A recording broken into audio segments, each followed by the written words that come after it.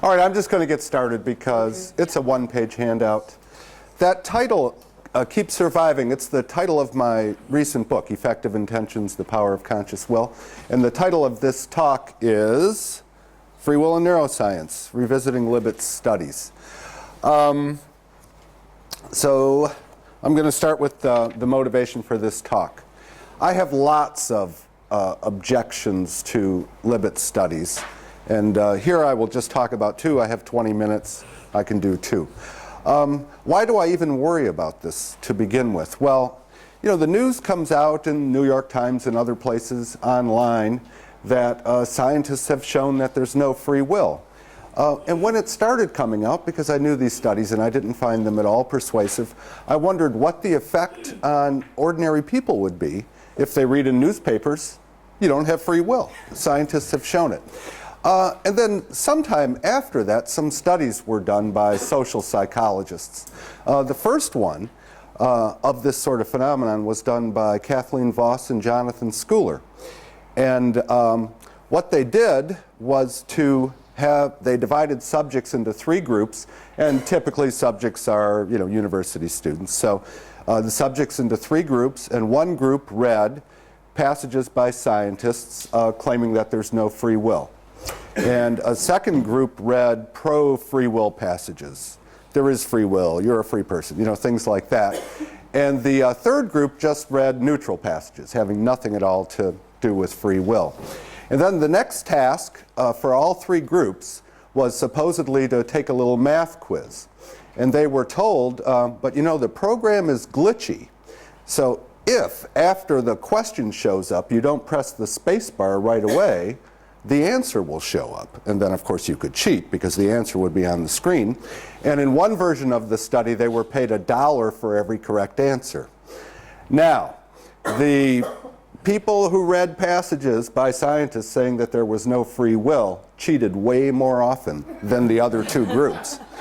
And the neutral group and the pro-free will group behaved the same, essentially the same, which indicates that free will is a kind of default assumption.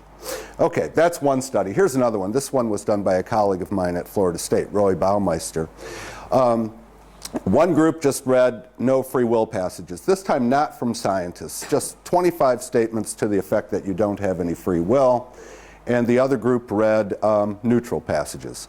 He left out the pro-free will instructions or passages because it made no difference. It was just like the neutral ones, you know, in the first study. And then the next task was to serve snacks to people who were about to come into the room. And the subjects were told two things about these people. One, they have to eat everything on their plate. Two, they really hate spicy food. They've all indicated that they hate spicy food. And one of the snack options was a big jar of salsa labeled super hot. And the group that read the no free will passages served way more spicy salsa to the people who walked into the room than the other group did. Now, why is that? Well, if your subjective probability or confidence that you have free will is made to go down, then your belief that you're morally responsible for what you do probably goes down. And so you think, hey, you can't blame me. And so, you know, people have these aggressive impulses. And if you think you're not blameworthy for acting on them, why not go for it? Oh, and they measured this also with these little devices and so on. It's a really cool little study. Okay, so that's a reason that I care about all this. And who really got the ball rolling in this? Scientists have shown that there's no free will. Libet, Benjamin Libet. And Libet is cited, you know, a lot in this connection. In fact, he's cited more than anybody. Now, Libet did believe in a constrained kind of free will. Ramachandran called it free won't. And I'll talk a bit about free won't in a minute. But Libet claimed that free will never initiates actions. It can just come in and veto urges and the like. Okay. Oh, yeah. I need a little conceptual background. I think I'm going to keep this part really quick. Deciding, I think of as a momentary action of forming an intention to do a thing. So to decide to snap my fingers now would be to perform a momentary action of forming an intention to snap them.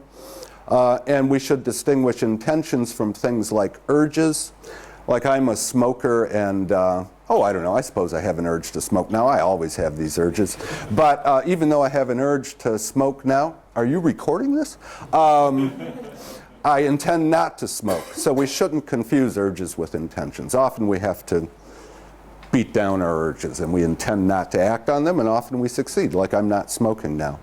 And then there's a distinction to be made between proximal and distal things of these kinds. So a proximal decision is a decision now to do a thing now, like that. A distal decision is a decision now to do a thing later. So I might decide now to sit at a certain place and have a cigarette later.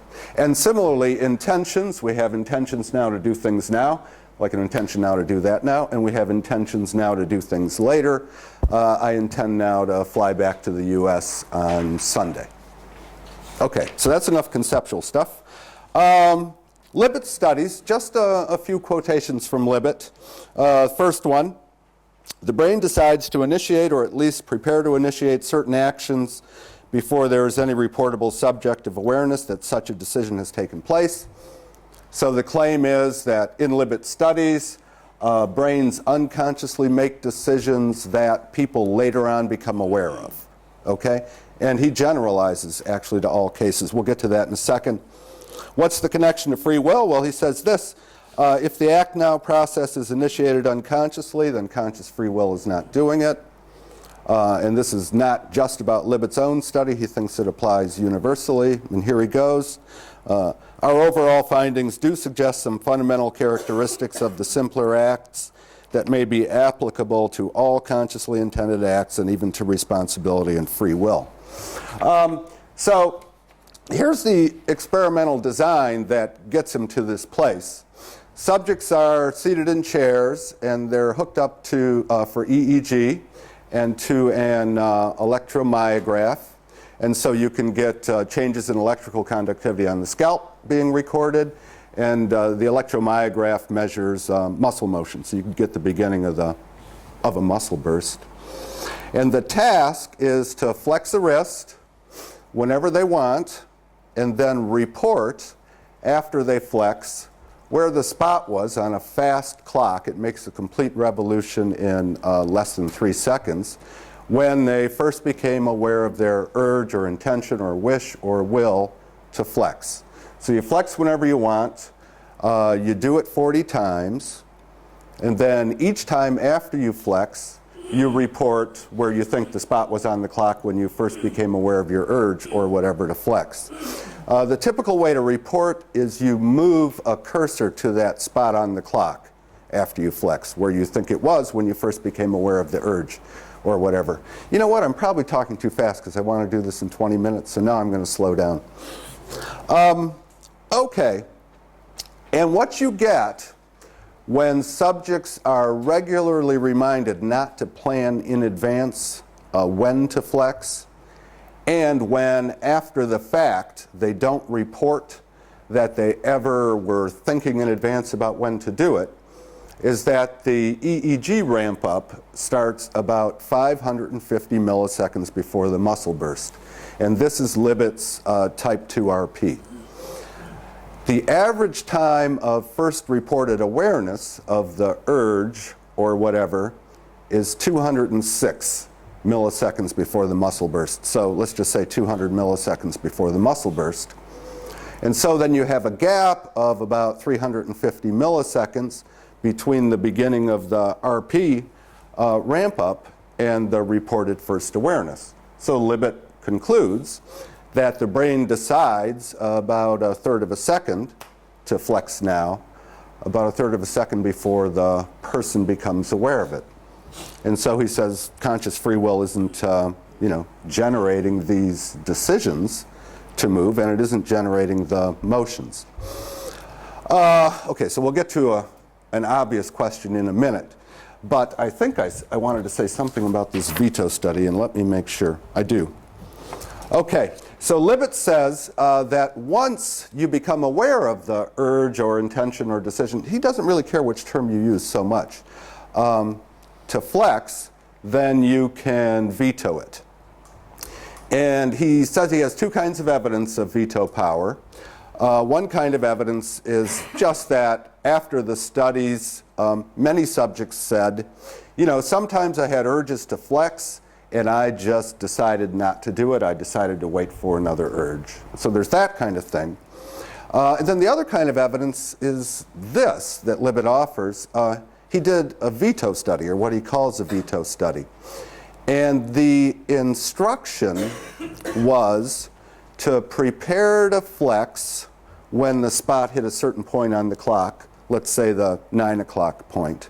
Prepare to flex when the spot hits there, but don't do it. Okay? Now, when you do EEGs, you need some sort of signal to give the computer an instruction to make a record of the preceding brain activity. So in the case of Libet's main study, where there are the muscle bursts, it's the muscle burst that triggers the computer to make a record of the preceding second or so of brain activity. But if you have people instructed to do a thing or prepare to do a thing at a certain time, then you can use the spots hitting that point as the signal to the computer to make a record of the preceding second of brain activity. You can just use the time as the signal. So that's what Libet did in this veto study. And what he discovered is that you got an EEG reading that looked like a longer tailed, it's called a type 1 readiness potential, type 1 RP, until about 150 to 250 milliseconds before the designated time, and then the ramp petered out. And Libet said, hey, look, that's evidence of veto power, because they've got this intention to flex when the spot hits there, and then they veto it, and when they veto it, you get this petering out in the EEG. Now, the veto power is supposed to be the power to veto an intention. So this little argument of Libet's is going to work only if those people, given that instruction, intended to flex when the spot hit there. And remember, the instruction was prepare to flex when the spot hits there, but don't do it. So now I could give you an argument, but instead we're going to do our own little experiment. So here it is, okay, and you'll see the connection. So what I'd like you to do, I'd really like you to do this, is to prepare to snap your fingers when I get to 3, and I'm going to count 1, 2, 3. Prepare to do it, but don't do it, okay? All right, so here we go. All ready? So you're going to prepare to do it when I get to 3, but you're not going to do it. 1, 2, 3. Okay, how many of you intended to snap your fingers when I got to 3? All right, there we go. End of that one. Okay. Now, so one question to ask is, what is correlated with the beginning of the ramp up of the type 2 RP at minus 550 milliseconds? Libet says what happens there is the brain unconsciously decides to flex now. So this would be an unconscious proximal decision. Is that right? Could it be something else that's going on at minus 550? Well, one way to try to get evidence about it is to try to answer this question. How long does it take a proximal intention, say, to cause a muscle burst? And now, how could you get evidence about that? Well, one way to do it, given a certain assumption, is with a go signal reaction time task. And in go signal studies, people always know what they're supposed to do when they get the go signal. And there's always a warning signal telling you that there will be a go signal pretty soon. And then there's the go signal. It could be a tone or a light. And then maybe what you're supposed to do when you detect the go signal is flex the wrist. Okay? Now, the assumption would be this. What happens is the go signal generates a proximal intention. Okay, so make that assumption.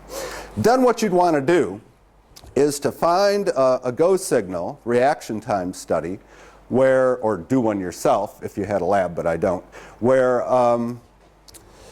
people are watching a Libet clock, because watching the clock is going to slow down reaction time, because now your attention is divided. So some years ago, I looked for such a study, and I found one. It was done by Patrick Haggard and Elena Magno. And the subjects were watching a Libet clock, but they weren't supposed to report anything. This was part of a training session. And the go signal was a tone. And the mean time between the sounding of the go signal and a muscle burst was 231 milliseconds. Okay? Now, if what the go signal generates is a proximal intention to do the thing that you know you're supposed to do, that's going to take time. And of course, it'll take time for the intention to generate a muscle burst. But anyway, we're nowhere close now to 550 milliseconds. We're much closer to 200 milliseconds, which was the average time of first reported awareness of the urge or intention or whatever. Okay? Now, when you take the clock away and have people flexing wrists, there's a study by Day and colleagues where the mean time between the go signal and the muscle burst was 93 milliseconds. They were flexing 2 wrists. There's another study where they're flexing a single wrist, and the mean time between the go signal and the muscle burst was 125 milliseconds. Now, all this is evidence, indirect evidence, that it doesn't take proximal intentions anything like 550 milliseconds to generate muscle bursts. Okay? So then what could be going on at minus 550 is some sort of process is up, a causal process, that potentially will cause a decision or intention, but may or may not. It's even compatible with indeterminism, and I know that some people will be talking about indeterminism later. We're at minus 5. 5 minutes to go? Okay. Geez, I thought it was 5 over, but that'd be plus 5, I guess. All right, and so another question is, well, even if that isn't a decision or intention at minus 550, you know, even if it's something else, some precursor maybe to a decision or intention, how is it related to what happens at 0 milliseconds? Now, Libet, remember, believed in the veto, but a lot of Libet's followers go with Libet all the way to the veto, and then they say, nah, there's no veto power, you know, that's crazy.